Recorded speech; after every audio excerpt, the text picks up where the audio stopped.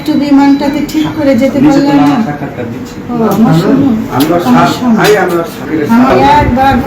আমার সোনা, আমার কলিজা, তুমি আবারও আমার বুকে ফিরে এসো।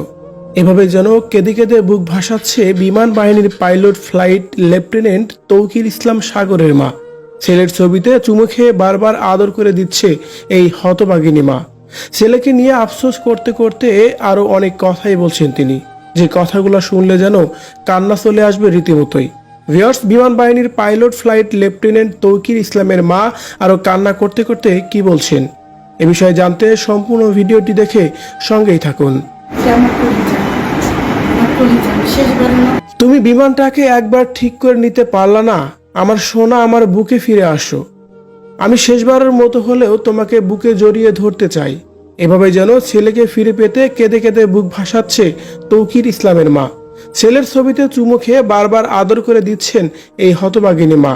নিজের কলিজার টুকরাকে হারিয়ে যেন পাগল প্রায় এই হতভাগী মা। তৌকির ইসলামের বাড়ি রাজশাহীর চাপাই নবাবগঞ্জের শিবগঞ্জে হলেও রাজশাহী শহরে পরিবার নিয়ে ৩ নং সেক্টরে ভাড়া থাকতেন তিনি। মাত্র ৬ মাস আগেই বিয়ে হয়েছিল তাদের। ঢাকায় একটি প্রাইভেট বিশ্ববিদ্যালয়ের প্রভাষক তার স্ত্রী।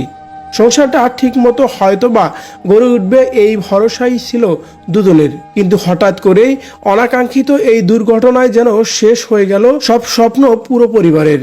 এদিকে প্রথমবারের মতো তৌকির একক ফ্লাইটের প্রশিক্ষণ নিচ্ছিলেন। এরই মধ্যে তৌকির কন্ট্রোল রুমে ফোন দিয়ে জানান দেয় যে তার বিমান আকাশে আর ভাসছে না, নিচের দিকে পড়ে যাচ্ছে।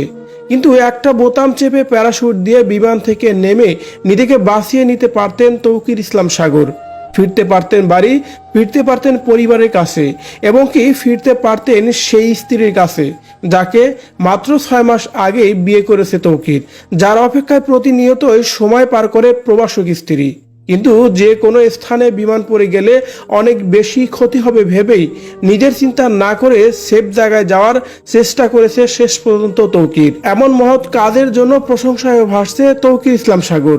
ভিউয়ার্স, তৌকির ইসলাম সাগরকে নিয়ে যদি আপনার কোনো মতামত থেকে থাকে কমেন্ট করে জানিয়ে দিন কমেন্ট বক্সে।